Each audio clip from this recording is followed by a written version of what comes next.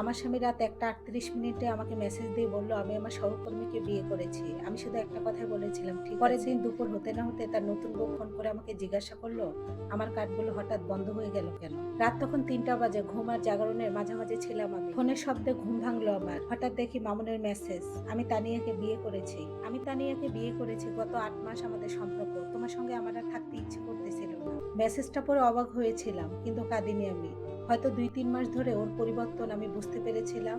6 বছরের সংসার আমাদের। এই 6 বছরে ওর ব্যবসার লস পুষিয়েছি, ওর কিস্তির টাকা দিয়েছি, মানুষের সামনে সম্মান বাঁচিয়েছি। শেষ পর্যন্ত ওই মানুষটাই রাতের অন্ধকারে আরেকজনকে বিয়ে করে আমাকে খবর দিল। কোনো কথা বাড়াইনি আমি, শুধু লিখেছিলাম ঠিক আছে। এটা বলেই ওর নাম্বারটা আমি ব্লক করে দিলাম। এরপর একে একে ব্যাংক কার্ড, অনলাইন অ্যাকাউন্ট সব জায়গা থেকে মামুনের পাসওয়ার্ড অ্যাক্সেস সরিয়ে দিল। কারণ মামুন একটা জিনিস সবসময় সে ভুলে যেত, যে বাড়িতে থেকে সে রাজাগিরি দেখায়, মিরপুরে 5 তলা বাড়িটা এটা আমার বাবার মৃত্যুর আগে আমি কিনেছিলাম। বাবার মৃত্যুর পর এটা আমার দখলে এসেছে। মামুন শুধু সেই বাড়িতে এসে উঠেছিল, সকাল হওয়ার আগে তালা মিস্ত্রিকে ডেকে আমি সব জায়গার তালা পরিবর্তন করে ফেলি। সকালবেলা পুলিশের কলিং বেলের আওয়াজে দরজা খুললাম আমি, দেখি 2জন পুলিশ দাঁড়িয়ে আছে। মামুন নাকি অভিযোগ করেছে তার নিজের বাড়িতে আমি ঢুকতে দেই না। রাত্রের মেসেজ আর আমি বাড়ির কাগজগুলো পুলিশকে দেখালাম। পুলিশ তখন বলে এটা আপনার নিজের বাড়ি, আপনি যদি কাউকে না চান তাহলে আপনি বাধ্য নয় তাকে ঢুকতে দিতে। পুলিশ এটা বলে চলে গেল আর আমি নিশ্চিন্তে মামুনের কাপড় চোপড় গুলো গোছাতে শুরু করলাম। দুপুর হওয়ার আগে দেখি মামুন সঙ্গে তার নতুন বউ আর শাশুড়িও আছে। এসে চিল্লাপাল্লা শুরু করলেন, সংসার ভাঙার জন্য তুই দায়ী।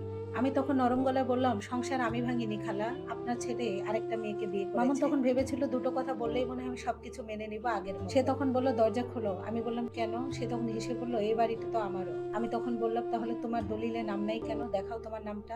মামুনের মুখটা কালো হয়ে গেল। এরই মধ্যে তানিয়া বলল আচ্ছা শোনো, আমার কার্ডগুলো কাজ করছে না কেন? আমি তখন বললাম কোন কার্ড? হানিমুনে খরচ করার জন্য যে কার্ডগুলো দিয়েছিল কালকে রাত্রে আমি বন্ধ করে দিয়েছি, ওই কার্ডগুলো আমার ছিল মামুনের। মামুন মাথাটা নিচু করে ফেললো। তানিয়া মামুনের দিকে এমন ভাবে তাকাচ্ছিল যেন সে প্রথম তাকে চিনতে পারছে। তানিয়ার মুখের হাসিটা ক্ষণিকের মধ্যে যেন ফ্যাকাশে হয়ে গেল। আর তোমরা যে বিলাসবহুল হোটেলে ছিলে ওই টাকাও মিটা ছিল পুরনো বইয়ের টাকা দিয়ে। তানিয়া এমন ভাবে ওর স্বামীর দিকে তাকিয়েছে যেন আসল রূপটা তানিয়ার সামনে বের হয়ে আসতেছে। জায়গাটা তখনই কেমন জানি একটা নীরবতা চলে আসলো। আমার স্বামীর মুখ, মামুন মাথা নিচু করে দাঁড়িয়ে আছে আর তানিয়া কিছুই জানি বুঝতে পারতেছে না কি হচ্ছে। আমি তখন গ্যারেজে থাকা 12টা কার্টুনের দিকে হাত ইশারা করে মামুনকে বললাম ওই 12টা কার্টুনের মধ্যে তোমার সবকিছু গোছানো আছে, নিয়ে এখান থেকে বের হয়ে চলে যাও মামুন। মামুন তখন রাগে ফুসফুস করে বলতেছিল তোমার এই পরিণতি অনেক ভয়ানক হবে। আমার হাতে থাকা তখনই বাদামি কালার একটা খাম আমি মামুনের চোখের সামনে ধরলাম। মামুন এটা দেখে মুখটা যেন ফ্যাকাশে হয়ে গেল। মামুন জানতো এটার ভিতরে এমন কাগজ আছে যেটা শুধু তার বিয়ে নয়, পুরো জীবনটা তাকে উলট পালট করে। খামটা হাতে নিয়ে আমি শুধু শান্ত গলায় বললাম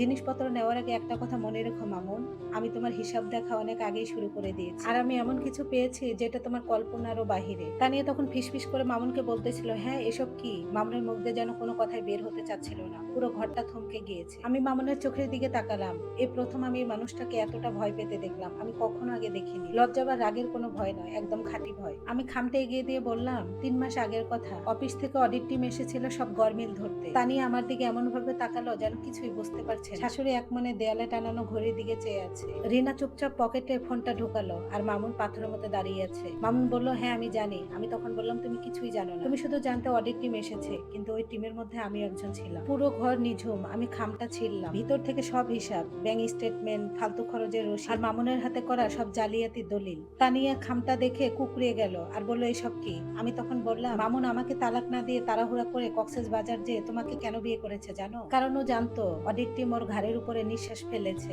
মামুন তখন গর্জিয়ে উঠল চুপ করো সামিহা।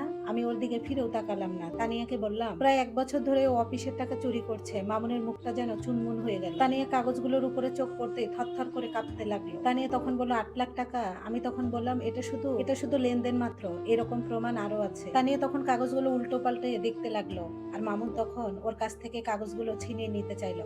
তানিয়া তাড়াতাড়ি করে ঝটকা দিয়ে সরিয়ে দিল। তানিয়া তখন বলল মামুন তুমি কি পাগল হয়েছো? আমি মামুনের কথা বাধা দিয়ে বললাম মামুন তুমি এটা করতে পারো না। তানিয়া তো সবকিছু জানার অধিকার আছে, বেচারি তো শুধুমাত্র 8 মাস ধরে মিথ্যা অভিনয় দেখছে। রিনা তখন বলে উঠলো ভাইয়া এগুলো কি সত্যি?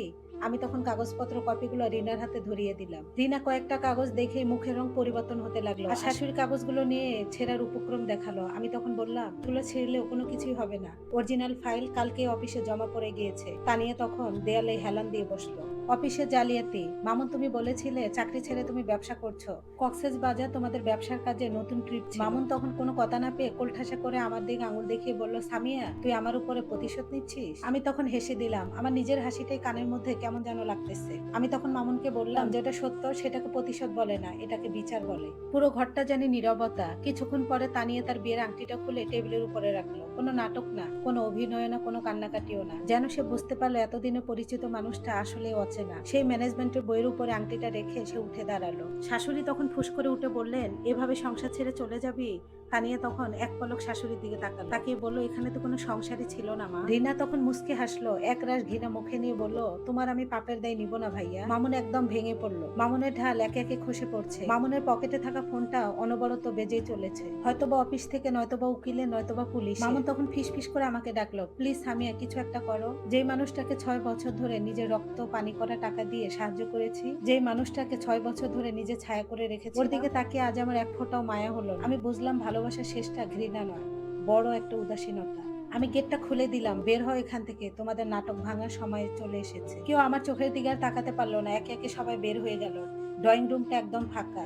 রাত 8:17, ফোনটা ভাইব্রেট করলো। অডিট অফিসার মেসেজ পাঠিয়েছে, সামিয়া ওর নামে গ্রেপ্তার পরোয়ানা ইস্যু হয়েছে। বাহিরে ঝমঝমিয়ে বৃষ্টি পড়তেছে। ঘরটা আজকে একদম শান্ত। আমি জানালার পাশে আস্তে আস্তে গিয়ে দাঁড়ালাম। বড় একটা দীর্ঘ শ্বাস নিলাম আর ভাবলাম, আমি স্বামী হারালাম ঠিকই, আমার তো কখনো স্বামীই ছিল না। লাইভ স্টোরিটা কেমন লেগেছে অবশ্যই কমেন্টে জানাবেন। ধন্যবাদ সবাইকে।